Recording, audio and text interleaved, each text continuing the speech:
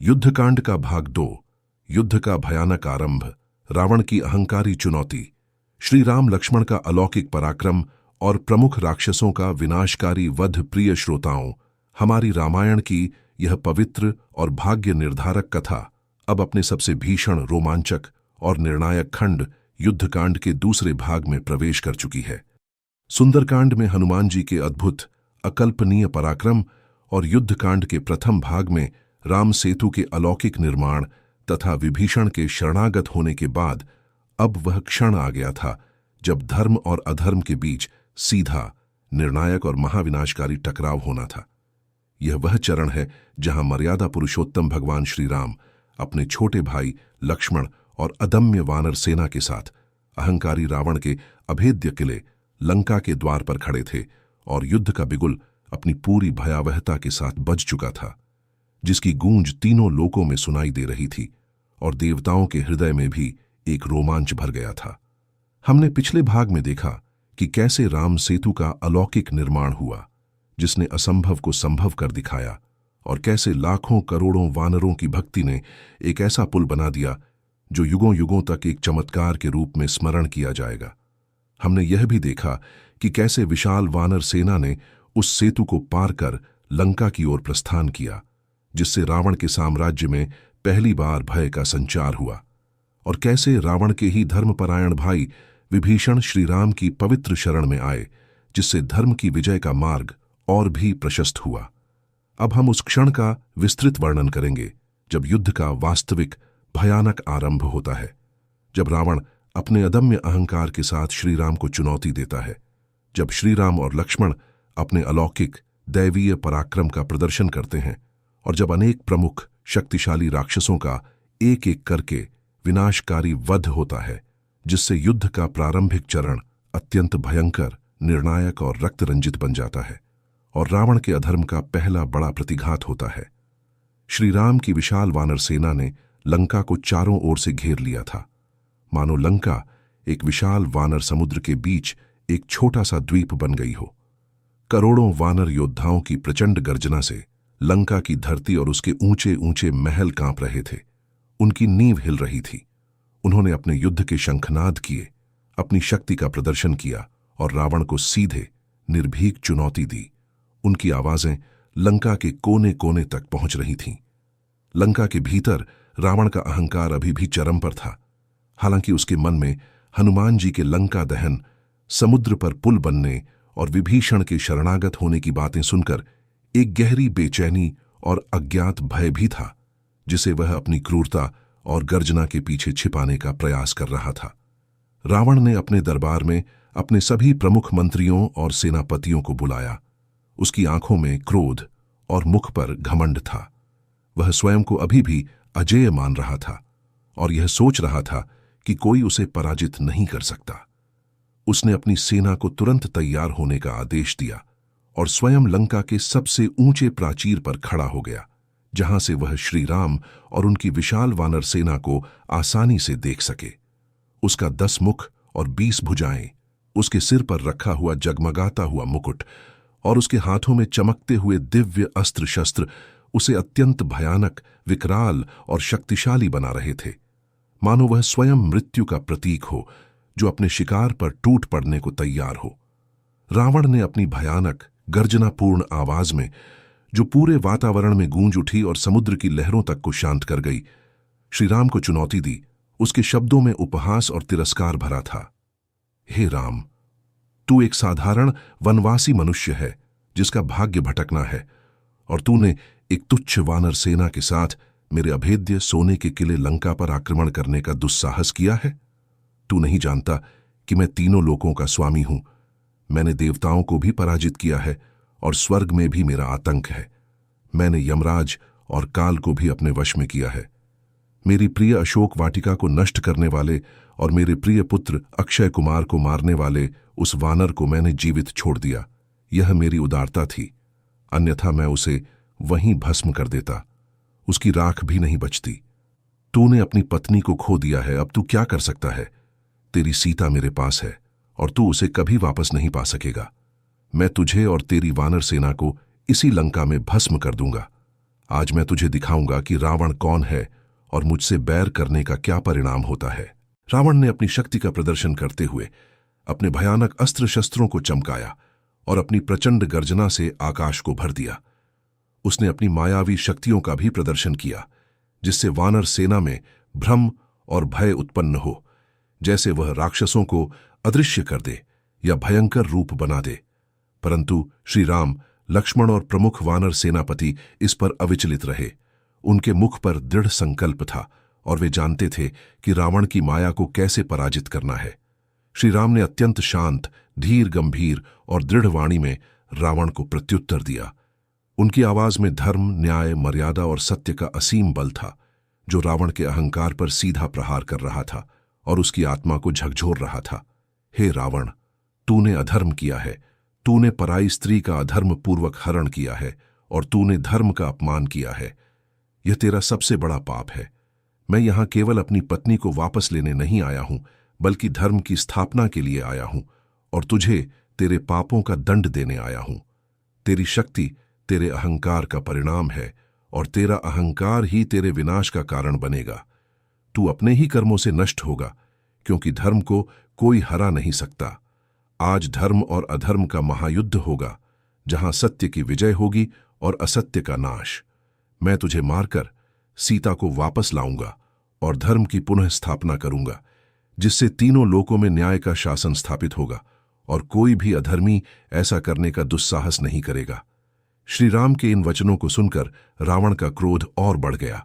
उसकी आंखें अंगारों के समान जलने लगीं और उसके मुख से अग्नि की लपटें निकलने लगीं।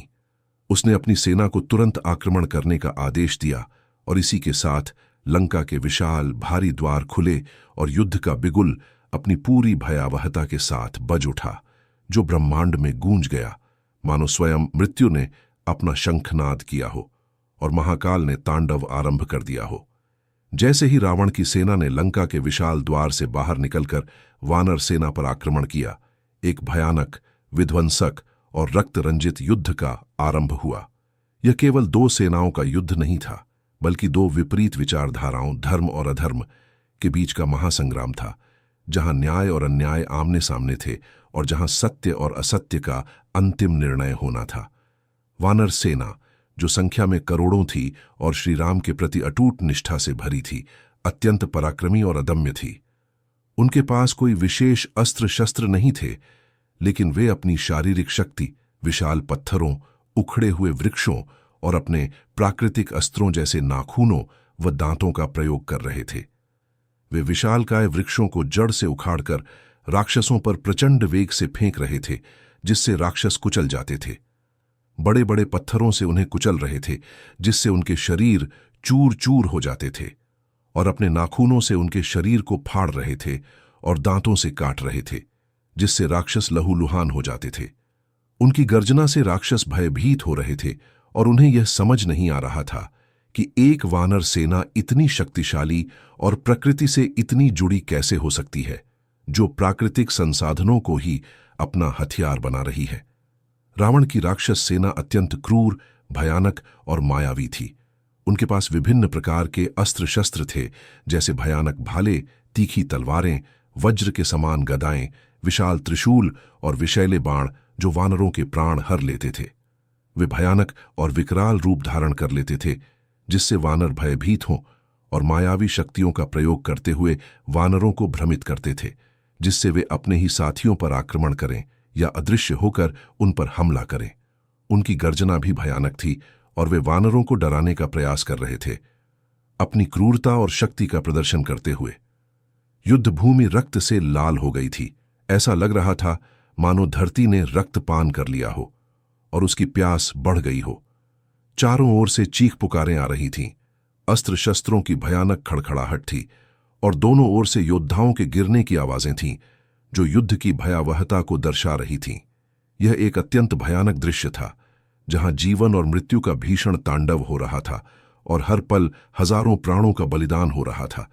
धर्म और अधर्म के इस महासंग्राम में श्री राम और लक्ष्मण के आदेश पर प्रमुख वानर सेनापतियों ने युद्ध का नेतृत्व किया और अपने अदम्य पराक्रम का प्रदर्शन किया, जिससे वानर सेना में एक नई ऊर्जा का संचार हुआ। अंगद ने अपने प्रचंड पराक्रम का प्रदर्शन करते हुए अनेक राक्षसों को अपनी मुट्ठी के एक ही प्रहार से मार गिराया, जिससे उनके शरीर चूर चूर हो गए और वे धरती पर मृत होकर गिर पड़े। उन्होंने राक्षसों को उठाकर दूर आकाश में फेंक दिया, जिससे वे कभी वापस नहीं लौट सके, और अपने विशाल शरीर से उन्हें कुचल दिया, जिससे वे तुरंत मृत्यु को प्राप्त हुए। अंगद का क्रोध भी अत्यंत तीव्र था और वे रावण के अहंकार का बदला ले रहे थे। हनुमान जी ने अपने विशाल रौद्र रूप को धारण किया और वे राक्षसों के बीच ऐसे घूम रहे थे मानो कोई स्वयं यमराज हो जो अपने दंड को लेकर आया हो और जो हर अधर्मी का अंत करने को उद्यत हो। उन्होंने अपनी विशाल गदा के एक ही प्रचंड प्रहार से हजारों राक्षसों को मार गिराया, जिससे वे रक्त से सने हुए धरती पर गिर पड़े और उनकी आत्माएं त्राहिमाम करने लगीं।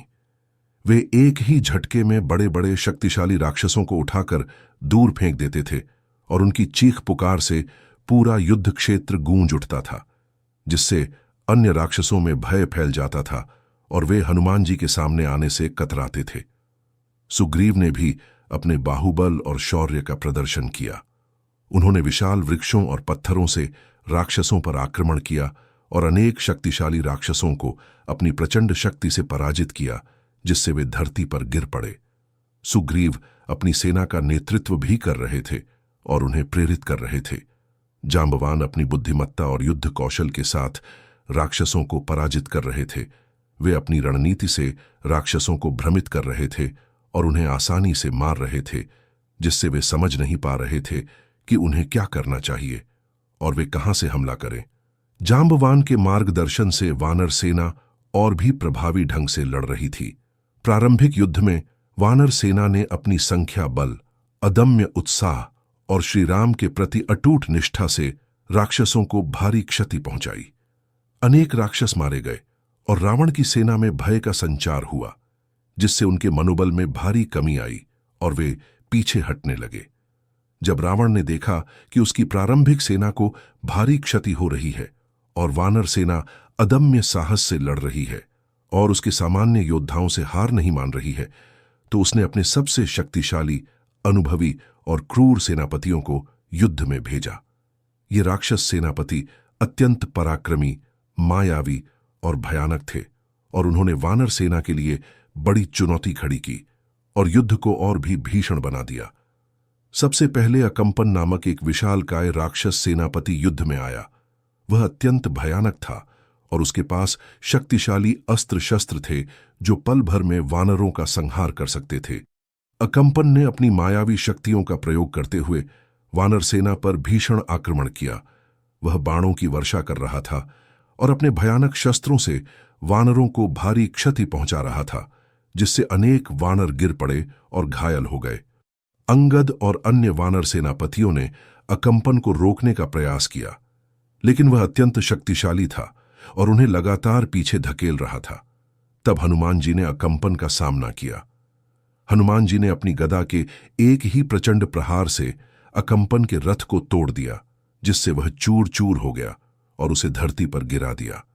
अकंपन ने क्रोधित होकर हनुमान जी पर एक विशालकाय भाले से आक्रमण किया, लेकिन हनुमान जी ने उसे आसानी से पकड़ लिया और तोड़ दिया, मानो वह कोई तिनका हो। अंततः हनुमान जी ने अपनी मुट्ठी के एक ही शक्तिशाली और निर्णायक प्रहार से अकंपन का वध कर दिया, जिससे वह तुरंत मृत्यु को प्राप्त हुआ और धरती पर गिर पड़ा। उसके शरीर से रक्त की धारा बहने लगी और उसकी आत्मा ने देह त्याग दी। अकंपन के वध से वानर सेना में उत्साह का संचार हुआ और राक्षसों में भय फैल गया। उन्हें अपनी हार का आभास होने लगा और उनके मन में निराशा भर गई। अकंपन के वध के बाद रावण ने अपने एक और शक्तिशाली सेनापति वज्रदंष्ट्र को युद्ध में भेजा। वज्रदंष्ट्र अत्यंत क्रूर, भयानक और युद्ध कौशल में निपुण था और उसके दांत वज्र के समान कठोर थे, जो कुछ भी तोड़ सकते थे। वह वानर सेना पर कहर बरपा रहा था और अपने बाणों से उन्हें छलनी कर रहा था, जिससे अनेक वानर मारे गए और घायल हो गए। लक्ष्मण ने वज्रदंष्ट्र का सामना किया। लक्ष्मण ने अपने बाणों से वज्रदंष्ट्र के रथ को तोड़ दिया और उसके सारथी को मार गिराया, जिससे वह रथहीन हो गया और उसका नियंत्रण टूट गया। वज्रदंष्ट्र ने अपनी गदा से लक्ष्मण पर आक्रमण किया, लेकिन लक्ष्मण ने उसे अपने बाणों से रोक दिया और उसकी शक्ति को निष्क्रिय कर दिया। अंततः लक्ष्मण ने अपने एक ही तीखे, अचूक और प्राणघाती बाण से वज्रदंष्ट्र का सिर धड़ से अलग कर दिया, जिससे वह तुरंत मृत्यु को प्राप्त हुआ और धरती पर गिर पड़ा। उसके शरीर से रक्त की धारा बहने लगी और उसकी आत्मा ने अपने पापों का फल प्राप्त किया। वज्रदंष्ट्र के वध से राक्षसों में निराशा फैल गई और वे अपनी जान बचाने के लिए भागने लगे। उनका मनोबल पूरी तरह टूट गया। इसके बाद रावण ने अपने एक और भयानक सेनापति धूम्राक्ष को युद्ध में भेजा। धूम्राक्ष अत्यंत भयानक और मायावी था और वह अपनी मायावी शक्तियों से धूल के तूफान से युद्धभूमि को अंधकारमय कर देता था, जिससे वानरों को कुछ दिखाई नहीं देता था और वे भ्रमित हो जाते थे और एक दूसरे पर हमला करने लगते थे। उसने अपनी मायावी शक्तियों का प्रयोग करते हुए वानर सेना पर भीषण आक्रमण किया और उन्हें भारी क्षति पहुंचाई। हनुमान जी ने धूम्राक्ष का सामना किया। हनुमान जी ने अपने बल से धूल के तूफान को चीर दिया और धूम्राक्ष को चुनौती दी। उनकी आवाज गर्जना से भरी थी। धूम्राक्ष ने हनुमान जी पर विशालकाय पत्थर और वृक्ष फेंके, लेकिन हनुमान जी ने उन्हें आसानी से पकड़ लिया और वापस फेंक दिया, जिससे धूम्राक्ष को ही चोट लगी और वह विचलित हो गया। अंततः हनुमान जी ने अपनी मुट्ठी के एक ही शक्तिशाली निर्णायक प्रहार से धूम्राक्ष का वध कर दिया, जिससे वह तुरंत मृत्यु को प्राप्त हुआ और धरती पर गिर पड़ा। धूम्राक्ष के वध से राक्षसों में और भी भय फैल गया और वे अपनी जान बचाने के लिए भागने लगे। उन्हें लगा कि कोई उन्हें नहीं बचा सकता और हनुमान जी साक्षात मृत्यु के समान हैं। जब रावण ने देखा कि उसके प्रमुख सेनापति एक एक करके मारे जा रहे हैं और उसकी सेना कमजोर पड़ रही है और उसका कोई भी योद्धा वानर सेना को रोक नहीं पा रहा है, तो उसने अपने सबसे भरोसेमंद, शक्तिशाली मंत्री तथा सेनापति प्रहस्त को युद्ध में भेजा। प्रहस्त अत्यंत पराक्रमी, युद्ध कौशल में निपुण और लंका की रक्षा के लिए प्रतिबद्ध था और वह रावण का दाहिना हाथ माना जाता था। प्रहस्त ने अपनी सेना के साथ वानर सेना पर भीषण आक्रमण किया। उसने अपने बाणों और अस्त्र शस्त्रों से वानरों को भारी क्षति पहुंचाई और उन्हें पीछे धकेला, जिससे वानर सेना में कुछ समय के लिए घबराहट फैल गई। अंगद ने प्रहस्त का सामना किया। दोनों के बीच भीषण युद्ध हुआ, जिसमें दोनों ने अपनी पूरी शक्ति लगा दी। प्रहस्त ने अंगद पर अपने बाणों की वर्षा की, लेकिन अंगद ने उन्हें आसानी से रोक दिया और अपनी ढाल से बचा लिया। अंगद ने अपने बल से प्रहस्त के रथ को तोड़ दिया और उसे धरती पर गिरा दिया, जिससे प्रहस्त रथहीन हो गया। प्रहस्त ने अंगद पर अपनी गदा से आक्रमण किया, लेकिन अंगद ने उसे पकड़ लिया और तोड़ दिया, जिससे प्रहस्त निहत्था हो गया। अंततः अंगद ने अपनी मुट्ठी के एक ही शक्तिशाली निर्णायक प्रहार से प्रहस्त का वध कर दिया, जिससे वह तुरंत मृत्यु को प्राप्त हुआ और धरती पर गिर पड़ा। उसके शरीर से रक्त बहने लगा और लंका का एक और स्तंभ ढह गया। प्रहस्त के वध से रावण को गहरा आघात लगा, क्योंकि वह उसका सबसे प्रिय, भरोसेमंद और शक्तिशाली सेनापति था और उसे अब अपनी हार का स्पष्ट आभास होने लगा था। रावण के प्रमुख सेनापतियों के वध के बाद भी युद्ध की तीव्रता कम नहीं हुई, बल्कि और भी बढ़ गई। राक्षस सेना हालांकि भयभीत थी, फिर भी रावण के आदेश पर अपनी जान की परवाह न करते हुए अंधाधुंध लड़ती रही, क्योंकि उन्हें पता था कि पीछे हटने पर रावण उन्हें स्वयं मार देगा। श्री राम और लक्ष्मण ने इस युद्ध में अपने दिव्य, अलौकिक पराक्रम का प्रदर्शन किया, जिससे वानर सेना में उत्साह भर गया और राक्षसों में भय फैल गया और उन्हें अपने अंत का आभास होने लगा। श्री राम ने अपने दिव्य धनुष कोदंड से बाणों की अनवरत वर्षा की। उनके बाण इतने तीव्र, अचूक और शक्तिशाली थे कि वे एक ही समय में अनेक राक्षसों को मार गिराते थे, जिससे युद्ध भूमि में राक्षसों के शवों का ढेर लग गया और ऐसा लग रहा था मानो धरती पर लाशों का समुद्र हो। उनके बाणों से राक्षस कट कट कर गिर रहे थे, मानो पतझड़ में सूखे पत्ते गिर रहे हों और कोई उन्हें रोकने वाला न हो। श्री राम के बाणों से कोई भी राक्षस बच नहीं पा रहा था। जो भी उनके सामने आता वह मृत्यु को प्राप्त होता, क्योंकि उनके बाणों से कोई बच नहीं सकता था। उनके बाणों की गर्जना से राक्षस भयभीत होकर भागने लगे, लेकिन उन्हें बचने का कोई रास्ता नहीं मिल रहा था, क्योंकि हर दिशा में श्री राम के बाण पहुंच रहे थे, मानो वे स्वयं कालचक्र चला रहे हों। श्री राम ने धर्म की स्थापना के लिए अपने पराक्रम का प्रदर्शन किया और वे राक्षसों को मारकर पृथ्वी को पापियों से मुक्त कर रहे थे, मानो वे स्वयं काल हों जो अधर्मियों का संहार करने आए हों। लक्ष्मण ने भी अपने बाहुबल, युद्ध कौशल और तीव्र क्रोध का प्रदर्शन किया। वे अत्यंत फुर्ती से युद्ध भूमि में घूम रहे थे और अपने बाणों से राक्षसों का संहार कर रहे थे। उनकी गति इतनी तीव्र थी कि राक्षस उन्हें देख भी नहीं पाते थे। लक्ष्मण के बाण इतने सटीक थे कि वे सीधे राक्षसों के मर्म स्थानों पर लगते थे और उन्हें तुरंत मृत्यु को प्राप्त करते थे, जिससे वे अपनी जान बचाने का कोई मौका नहीं पाते थे। उन्होंने अनेक मायावी राक्षसों को भी अपनी शक्ति से पराजित किया, उनकी माया को भंग कर दिया और उन्हें वास्तविक रूप में लाकर उनका वध किया। लक्ष्मण का क्रोध भी अत्यंत तीव्र था और वे अपने भाई श्रीराम के दुहक का बदला ले रहे थे और माता सीता के वियोग का हिसाब चुका रहे थे, जिससे उनके बाणों में एक विशेष ऊर्जा थी। इस प्रारंभिक युद्ध में वानर सेना ने श्रीराम, लक्ष्मण और अपने प्रमुख सेनापतियों के नेतृत्व में राक्षसों को भारी क्षति पहुंचाई। अनेक शक्तिशाली राक्षस मारे गए और रावण की सेना कमजोर पड़ने लगी। उनका मनोबल पूरी तरह टूटने लगा और वे अब केवल अपनी जान बचाने के लिए लड़ रहे थे। रावण को अब यह स्पष्ट रूप से महसूस होने लगा था कि श्रीराम कोई साधारण मनुष्य नहीं है और यह युद्ध उसके लिए अत्यंत कठिन बल्कि असंभव होने वाला है और उसका अंत निकट है और उसका साम्राज्य अब ढाने वाला है। युद्धकांड का यह दूसरा भाग यहां समाप्त होता है, जहां युद्ध का भयानक आरंभ हुआ और धर्म और अधर्म के बीच पहले भीषण संग्राम में धर्म की प्रारंभिक निर्णायक विजय हुई और रावण के अहंकार पर पहला बड़ा और मर्मभेदी प्रहार हुआ।